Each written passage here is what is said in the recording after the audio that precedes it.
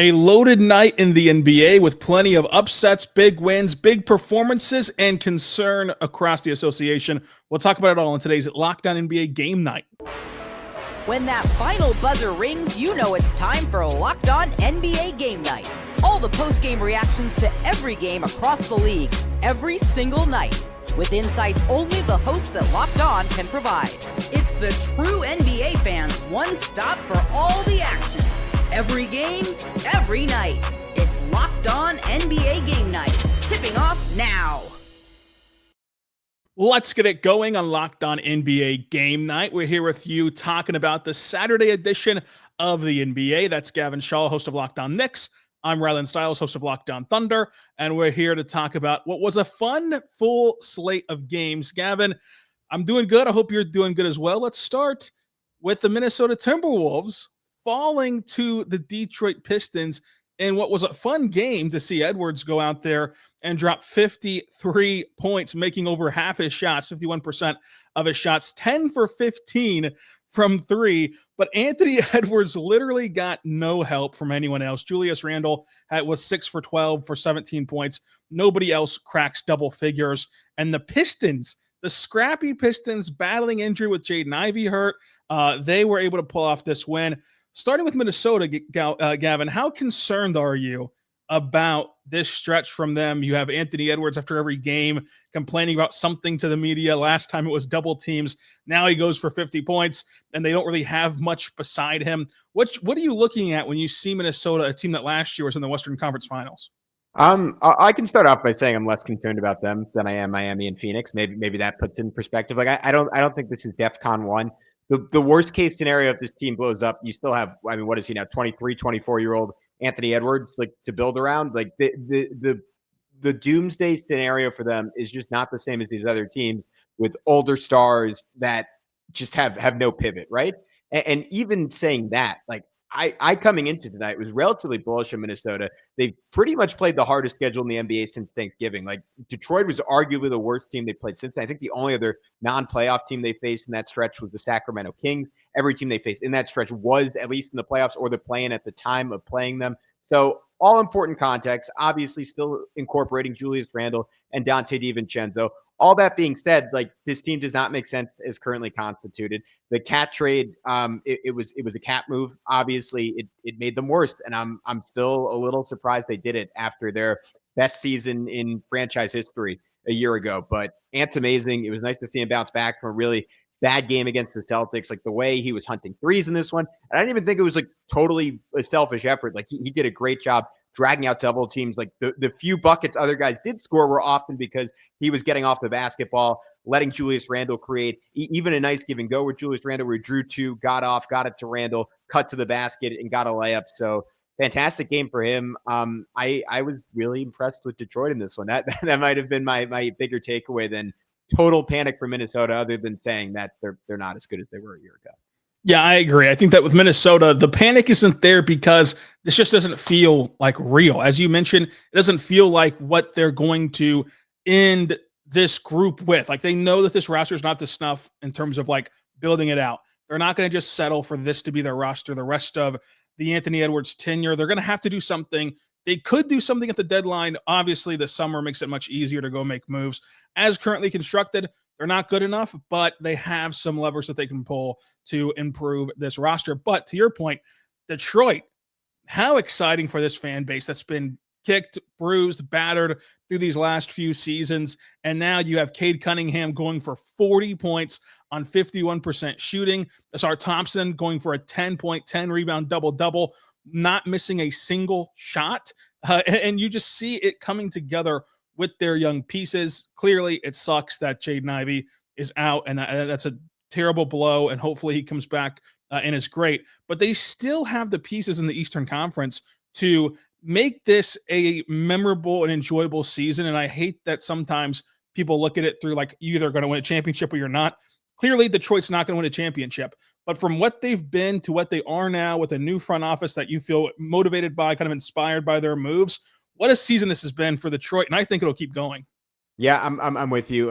Cade Cunningham is incredible. You look at the stats for the year now: 24 points, just under 7 rebounds, 9.5 assists, which is obviously like just an insane number for someone who's not a quote unquote traditional point guard. I mean, that's Luka territory. That's borderline Jokic. I mean, it is Jokic territory like that. Like he is just having an extraordinary season, and it feels like, I mean, this is early, right? Like it's 2 games in, but it feels like they could survive losing Jaden Ivey. When this was a team, like I listened to Kuka often, one of my favorite lockdown hosts, and he was talking about like they have 2 guys who can create on the basketball. It's Cade and it's Ivey, and now it's all the more disastrous if anything happens to Cade. But as you saw tonight, like he can handle an even bigger load.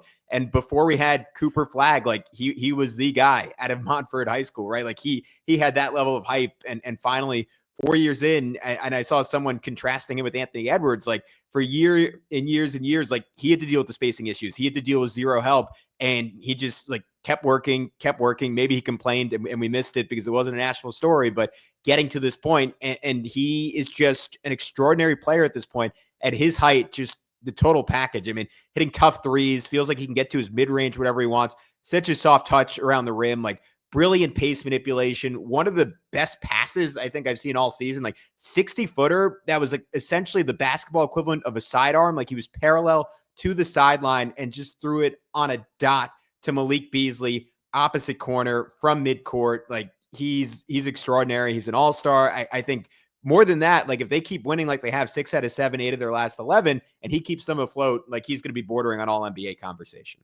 Yeah, and he should be. I think that this has been an impeccable season for him, and a great job by Detroit with a big win to make the East really interesting. I mean, their standings puzzle over there is fun. You can say that they don't have the top end contenders that the West might, but the East is still fun to monitor how everything's shaking out.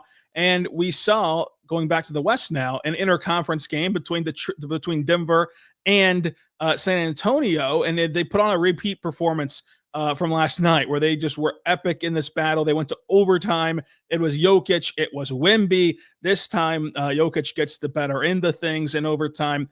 He did miss a shot at the buzzer, which was a perfect look set up by Russell Westbrook that Jokic makes in his sleep, and he missed it. But he ends up with 46 points, 10 assists, 9 rebounds, 2 steals, 2 blocks, and made 54% of his shots in the win. Wemby had an incredible 3. One of the only 2 that fell for him was this behind the back step back move en route to 20 points, 23 rebounds, 3 assists, 1 steal, 4 blocks. What fun was it to see Wemby and Jokic go back and forth in this game? Yeah, I mean, what I don't know why this is what I fixated on in this game, but I just loved how many different generations of the NBA were on display. Like obviously you had Wemby, who is like, despite and like we saw in overtime, like still some work to do on the totality of his offensive repertoire. And like, as someone you can just throw the ball to and say, hey, go win it for us down the stretch. And yet he's probably a top 5 player in the NBA, despite the fact that I could say that. And he turned 21, I think tonight or last night, which is just crazy. But you have him, you have Jokic is like the in his prime best player in the NBA. And then somehow Russell Westbrook, Chris Paul, and DeAndre Jordan are all involved still, the first 2 more than the third. But DJ had a nice dunk on Wemby, which if you look back on that highlight in 20 years, you could be like, they were on the court at the same time. That doesn't really make sense. But that I thought all that was a lot of fun. But yeah, just another extraordinary Jokic game. Finishes with, to your point, 46-9, 10-2-2. Only players in NBA history to exceed those numbers in a single game. Michael Jordan once and Nikola Jokic twice, according to Brett Usher, which is just an insane stat. And Jokic like just absolutely made up for missing that late shot, taking over in overtime. Like he did everything on both ends of the floor, like opening up with like a give and go with Peyton Watson in transition for an and one. Then stymied a Wemby drive on a possession. The Spurs missed 3 shots to open their OT. Banged a jumper in Wemby's eye when he went to a triple threat, got him down, shot it over him, stripped Wemby next possession, then beat Wemby to a tip ball to get it to Russ on a play Denver, I believe, ultimately scored on. Then give and go with Russ, tipped in his miss. Like he basically single-handedly won them the game down the stretch. That's not to say it wasn't historic for Wemby as well. 23 defensive rebounds. This stat blew my mind. That is the most in a single game, tied with 4 others, KG, Dwight, Al Jefferson, and Jonas Valanciunas, since Shaq in 2004. That's crazy. It's a career high. The kid's insane. He is insane. This was an insane matchup, and what great theater it has been. But coming up, we got to go see how the New York Knicks did on the second night of a back-to-back. KD and the Suns on the ropes in Indiana, and more. But first, I want to say right now, our good friends over at FanDuel, go check out FanDuel today because the NFL playoffs are almost here, but it's not too late to get in on the regular season action with FanDuel, America's #1 sportsbook. Right now, new customers can finish with the season strong with $250 in bonus bets on your first $5 bet if it wins. FanDuel has all different ways to pick up a W. I love betting on which player will have the first touchdown, how many points each team will score. It's thrilling. Go check them out today by visiting FanDuel.com to join today. That's FanDuel.com to get your chance at $250 in bonus bets if your first $5 bet hits. Make every moment more with FanDuel, the official sportsbook partner of the NFL. If you only want to bet on the NBA, they have that for you there as well, including the matinee game between the Thunder and the Celtics. Thunder, 2-point favorites at home against Boston. Go check that out at FanDuel. We're back on the Locked On NBA Game Night podcast. I'm Rylan Stiles. That's Gavin Schall. We're taking you through the Saturday slate of the NBA. And now let's head on over to Indiana, where the Pacers got a big win over the Phoenix Suns.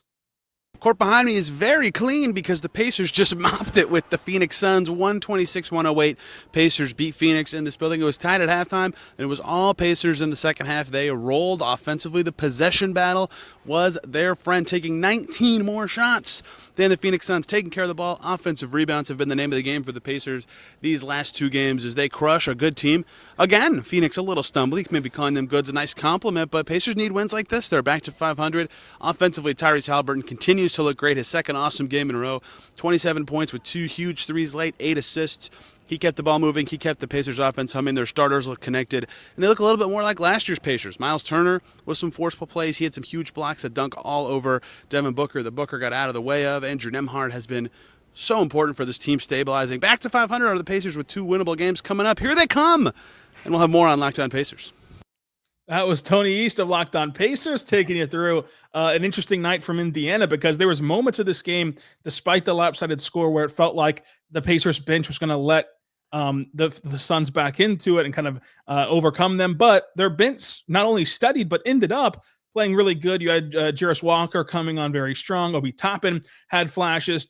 TJ McConnell continues to be a steadying force for the Pacers off the bench. And most importantly, as Tony mentioned, another game where Tyrese Haliburton looks like the rising star, the star that he's been billed as, with 27 points, 8 assists, 5 rebounds, 2 steals, and a block, shooting 8 for 19 from the floor and 5 for 12 from the three-point line. Do you think that the Pacers can ride this momentum? As Tony mentioned, 2 winnable games, so let's call it a 3-game winning streak if they can accomplish that. Can they ride this momentum and become yet another Cinderella story, if you will, to make some noise in the Eastern Conference playoffs? Yeah, I mean, look, they did it a year ago, obviously, and it took some breaks. And do I think it was a little fluky? Yeah, maybe, but I do think their style translates, and we got to see that a year ago. And if you have this version of Haliburton, I mean, just an aside, but him and Mikal Bridges have to have had the 2 weirdest seasons of anyone in the NBA. They look like they got monstered for about 25 games and just totally lost their ability to play high-level basketball. Now they're like, yeah, that never happened. I'm still the same guy I was last year. Don't know what's going on with that, but another incredible game for him. Benedict Mathurin, 10 rebounds, 4 assists, filling out the stat sheet. And just the balance is what stood out to me against a Suns team that maybe, I don't know if maybe we'll touch on it, falling apart at the seams a little bit. Like, there is still an identity that's kind of based in fun, but also in the fact that, like, they just don't really play bad players. Like, everyone can shoot, everyone can pass, everyone can rebound. And when Miles Turner and Pascal Siakam and Andrew Nembhard, I mean, that's really the trio, are at their best, they have enough of a defensive core to hold other teams down and win games. So I wouldn't bet on them winning a series this year in the East just because I think the top 4 is so solid. I think it's totally plausible, though. They're very similar to last year, 1 injury away from pulling off a couple of upsets. Yeah, I mean, they have the coach to do it. They have the team to do it, I think, if they can get hot in the right matchup. But the concern level for the Minnesota Timberwolves was not very high for either one of us. The concern level for the Suns, for me at least, is just through the roof. And there's just nothing that they can really do, because you go look at the numbers of the 3-man lineup whenever you see KD and Beal and Booker together. It's still not good. So there's not even that hope to cling on to of like, well, just let them have some time with those 3 guys healthy. No, they're still bad. And there's just nowhere to turn for Phoenix.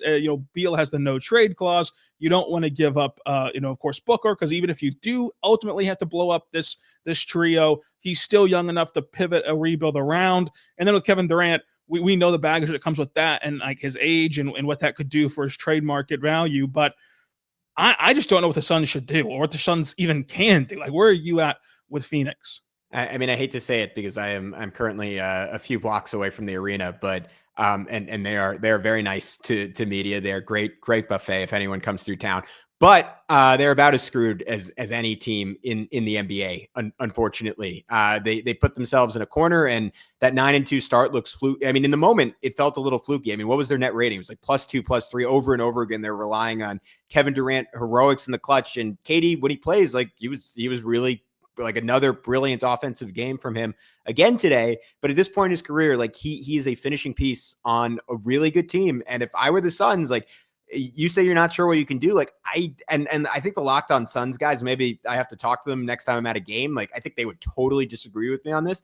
I kind of think he might like blow it up at this point. And I know it's sacrilegious here to talk about the only thing to do of trading Devin Booker, but like how else does this end? Like Beal is so obviously, it's not even that he's not that guy at this point. Like for years, he hasn't been like the guy he was in his prime when Washington was a legitimate team. Like he's so incredibly inconsistent on a night-to-night basis. The role players like Tyus Jones, Royce O'Neal, Grayson Allen have all had their moments this season, but there's a reason all those guys were bargain bin guys. There's a reason Tyus Jones was like the last man standing in free agency this year. It's because like he's probably not a starting point guard on a good team. Like Royce O'Neal, like they got from the Nets for nothing because like he's good. He shouldn't be your fourth best player. Yusuf Nurkic is utterly and completely washed, like just a destructive presence at this point.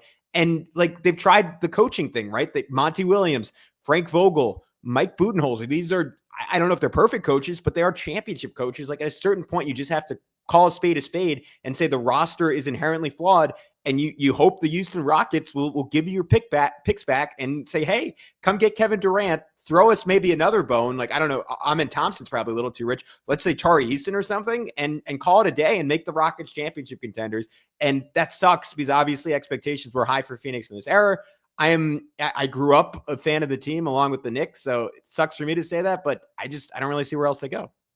Yeah, there's still another contender in the West. No problem about that. But talking about your Knicks now, Gavin, if I told you last night after the Knicks lost to the Thunder that on the second night of a back-to-back, Cat would have 44 points, 16 rebounds, 5 assists, a steal, shooting at 58%. Brunson would have 33 points on 55% shooting, getting back to being efficient as a scorer with 8 assists, 2 rebounds, 2 steals. And that you would lose to Chicago. I don't know that you would have thought that was possible. So how did New York lose to Chicago on the second night of a back-to-back?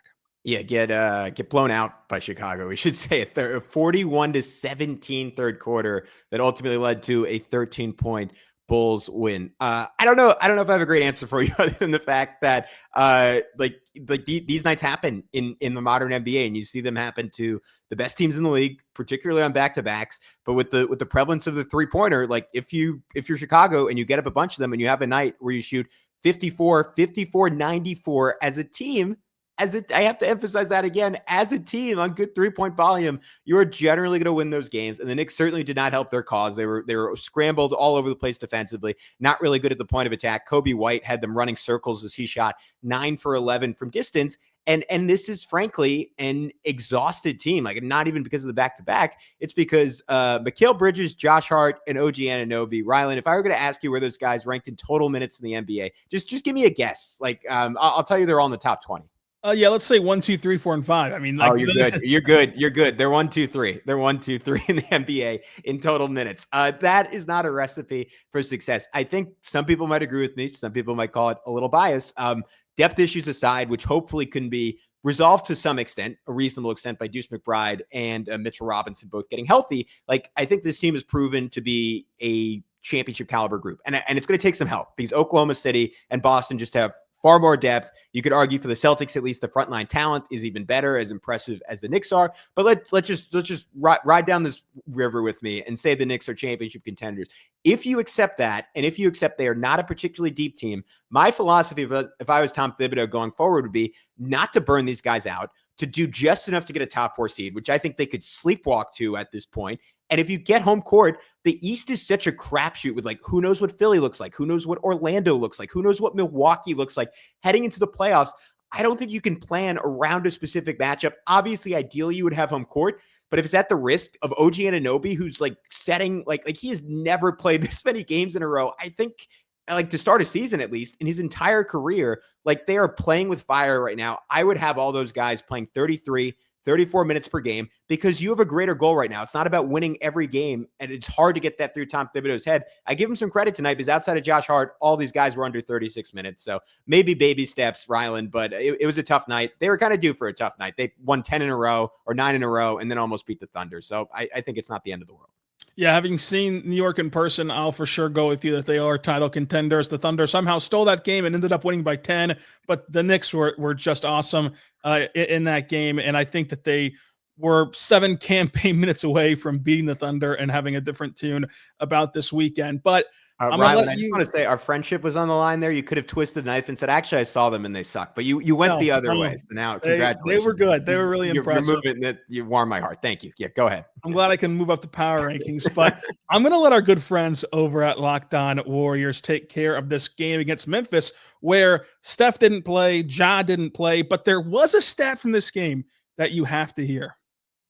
Yo, it's beginning to feel a lot like November again. November 22nd, to be exact.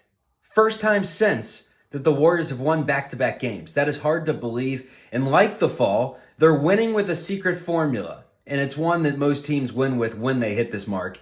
It's 30 assists for the Golden State Warriors as they share the wealth 32 times, 32 assists. And it's also 20-plus three-pointers. They hit 23 of their 43 in the game today. That's good for 53%. No Steph Curry in the game. He sits out with the knee soreness. And then they also lose Jonathan Kuminga after Kuminga got off to a great start with 13 points in 15 minutes. He leaves the game with a sprained ankle in the first half and does not return. But where they lost his scoring punch, they got it from Lindy Waters. He hits 4 of his 5 3-pointers for 16 points. Andrew Wiggins has an 18-point third quarter to lead the way with 24. Dennis Schroeder puts up back-to-back nice contests with 17 in the game. And Buddy Hield, all of a sudden, is starting to heat up. He hits 4 3-pointers for 14 in the game. Trace Jackson-Davis adds in 11. 6 Warriors in double figures, and they hold the Grizzlies to just 9 of 27 from deep and a 121-113 win at Chase Center. First time winning back-to-back games since mid-November for a team that in the Big Bad West is a couple games over 500 is pretty impressive. But Gavin, that's all I've got on that Memphis versus Golden State game. And we have an edition of buy or sell to get to. But first, I want to say right now, but good friends over at GameTime, I love going to live events, whether it's sports, music, theater, comedy. One of my favorite memories as a kid is attending, AAA baseball games in Oklahoma City with my dad, watching the stars of the MLB before they became stars. And now GameTime makes it easier for you to get tickets to your favorite events and make those same memories with the GameTime picks. The feature filters out the fluff. They only show you the incredible deals on great seats, so you don't waste time searching through thousands of dots on a map trying to get the best ticket for you. I also love the Game Time feature where you can toggle in all-in pricing and know exactly what you're going to pay right up front. No surprise fees at checkout. It's so simple, and it makes you take the guesswork out of buying tickets at Game Time. Go download the Game Time app, create your account, and use code LOCKEDONNBA for $20 off your first purchase. Terms and conditions apply. Again, create your account. Redeem code LOCKEDONNBA for $20 off your first purchase. Go download the Game Time app today. What time is it? Game time. We're back on the Lockdown NBA Game Nights podcast, talking about the Saturday night in the association. I'm Rylan Stiles. That's Gavin Schall. I host Locked On Thunder. He hosts Locked On Knicks. And Gavin, we have a lot to get to in this edition of Buy or Sell. Buy or sell, Kawhi in his season debut shows why the Clippers are capable of winning a series, even in the Western Conference. You're muted. Sorry about that. 3, 2, 1. Yeah, Rylan, he looked skinny to me. Did he look skinny to you? I don't know. I felt maybe I just haven't seen Kawhi in a long time and I forgot what he looked like. But outside of that, he looked like Kawhi Leonard to me. Three threes. First one was over Dyson Daniels, like not taking anything off the table. Like that was maybe my favorite part because it can get like a little ISO-y at times, and he's so good at it. Like you never mind, but I think he made a real effort to come in and fit into like what's sort of been the Clippers mantra all year, where they've just been greater than their numbers, greater than their personnel on paper. I think Ty Lue, an underrated coach of the year case, the way he's had them playing on both ends of the floor, and Kawhi's just totally additive. The downside is like if you told me he was going to be healthy the rest of the year, would I say that they're in the mix to be a top 5 team in the West? Hell yeah. Do I think he's going to be healthy the rest of the year? Hell no. And it's one of the great basketball tragedies. Like he, in my opinion, with a fully healthy career, like you'd be like knocking on the door of like a top 12 to 15 player all time. Like he was that good at his apex. Even last season, he looked like the best team at basketball at times after that Harden trade. You just can't rely on the guy to be healthy at this point. Same thing as Joel Embiid. I do think there's a world where they're super competitive. If he's healthy come playoff time, could they pull off an upset in the playoffs? Definitely. It's a lot to bet on when it hasn't happened yet. Yeah, I'm going to sell it. I think that the best that the Clippers can do is make their way, if they're in the play-in tournament, make their way through the play-in tournament and then give you a solid 6-7 game series. And of course, if they are lucky enough to miss the play-in tournament and make the playoffs outright, again, a 6 or 7 really competitive, really fun series that could wear down the opponent for tougher tests down the road, I think is what is in store for the Clippers. But to your point, they still deserve a ton of credit for being in this position right now in the West with all they've gone through. Our next buy or sell, the Miami Heat. Now, here's the verbiage, are going to miss the playoffs. This can come by falling out of the play-in entirely. This can come by losing in the play-in. They're not going to make the playoffs. Buy or sell that, Gavin? I'm going to say no. I'm going to say they do make the playoffs. It's interesting, right? Because we both think Philly's going to get in. We both like Atlanta. We're acknowledging the Pacers are playing better. So yeah, there's a world, I guess, where they miss the playoffs. I'm betting that they make it despite themselves. Like to me, that is the story of the Heat. Like they're almost like the thing that made them great, which was their stubbornness and their unwillingness to view reality at times. And I think use that to beat teams they had no business beating, like the Celtics, multiple times over. I think that stubbornness in like a 1-game series, like, am I taking the Hawks over them? I don't think so. Like I would still bet on Eric Spoelstra to win a playing game and get in the playoffs again, almost despite themselves. Like you see the quotes coming out right now and they're like, yeah, they still view Boston as beatable. Are you kidding me? Like good luck beating Boston in a game in a playoff series with this version of the Miami Heat. But that's their perception. And I think it's enough to get in the playoffs and then get stomped once they get there. So I'm glad that we have something to track the rest of the year and through the playoffs, because for the first time really in a long time, we haven't really differed much on these buy or sells.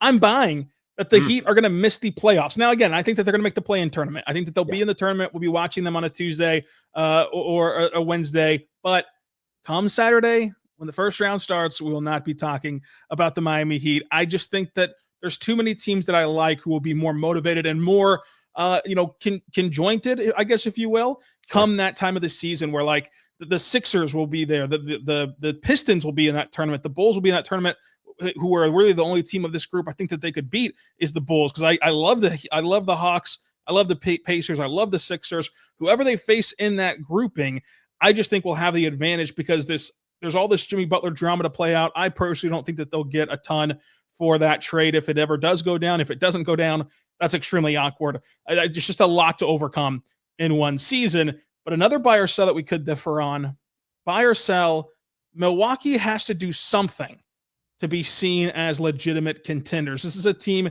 that we've ridden the roller coaster on this season. It's felt like they played on every single Saturday of the year. And when they were started the season in November, they were really bad. They won the NBA Cup and like they were surging. And now they lose to Portland, even as Dame and Giannis both play.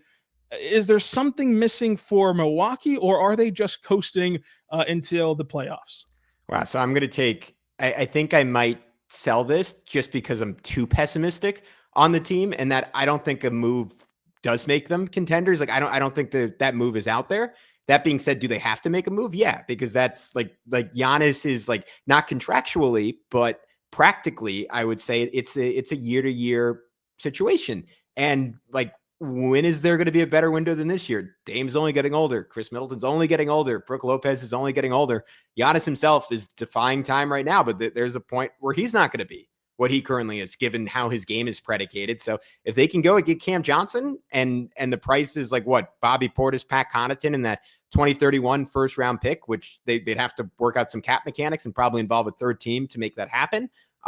They need to try. They need to do it. I think they could pull off an upset if they do that. I just don't really see a world where they get to, like, they are not the Cavs. They are not the Celtics. And I struggle to see how they put 5 out there that are as good as the Knicks' best 5. So with an injury, could they get to the second round? Could Giannis just be the best player in a series and like will them to a conference final? Sure. I don't see any world where they beat the Celtics. I really don't see a world where they beat a healthy version of the Cavs. And I struggle to see how they beat the Knicks. So I'm selling because I'm so pessimistic, not because I'm optimistic. So we're back on track after one blip. We're back. I'm selling it because of the same things. I think that it's not that they're coasting. It's just that like the new CBA and what's available, they just don't have a way to get better. So it's going to have, if they make something happen, it's going to have to come from within and come from what they have in house. And you don't want to put a huge strain on this future, your future luxury and your future cap space and everything for a team like this. It's not very inspiring for the majority of the season. Here's one that we could differ on, though. Buy or sell, the last one of the night. The 76ers are the team that you least want to play in the East in that second tier. So let's call the first tier Boston, Cleveland, and New York. Of everyone else, they're the team you least want to play in the playoffs. Ooh. I'm gonna say false. I think it's the Orlando Magic at this point, and maybe the Bucks behind them. Like, there's just if you tell me a fully healthy Joel Embiid, then yes, they're the team I least want to see. I don't think that's the same thing with Kawhi Leonard. Like, can you bet on that? Like, no. There's like, he gets hurt every single year. He's currently hurt, hasn't looked healthy all season. So I can't get there. I think Orlando is scary. I mean, they just keep beating teams. Like they're the Walking Dead right now, right? Like they lose Wagner, they lose Gary Harris, for not that he's that important. Paolo, they lose Franz. Guys just keep dropping and they just keep winning games. And like like they won't get Mo back, but like with those two stars, like I think Orlando's terrifying. Again, if the Bucks make a move, like you never want to see Giannis. And I just like the way Paul George has played. I like that's another thing to credit the Clippers for moving on from him. I just can't see them getting there. We've discussed on this show before that I cannot quit the 76ers. They're like a drug for me. I just love Sixers basketball. Sure. I'm curious if your answer changes if I say, are they the team outside of the top 4 as a lower seed who could win a series, including Orlando? Like, could they beat Orlando? Could they pull off an upset? Or are you still selling it? Could they? Yeah. Would I bet on? I would bet on Orlando in a series right now with the two of them. So if you're the Knicks and let's say you're at 3, yeah, you'd want to see the Sixers in that 6 line over other teams. Yep. Again, like if you caveat and say Embiid's 100% healthy, no. I don't think that's going to happen. But you're willing to roll the dice that it's not going to happen. Yeah. So we have 2 things to track. I'm still in on the Sixers, baby. Give me the Sixers. Here they come. 1, 2, 3, 4, 5 Sixers. We're against the Sixers. We can track that, and we can track our other buy or sell the rest of the year. But this was another fun edition of Locked On NBA Game Night. Gavin, thank you for joining us. We're here every single week talking NBA hoops for you. Go check him out, Locked On Knicks. Check me out, Locked On Thunder. And until tomorrow, where we have another slate of games to recap, be good and be good to one another.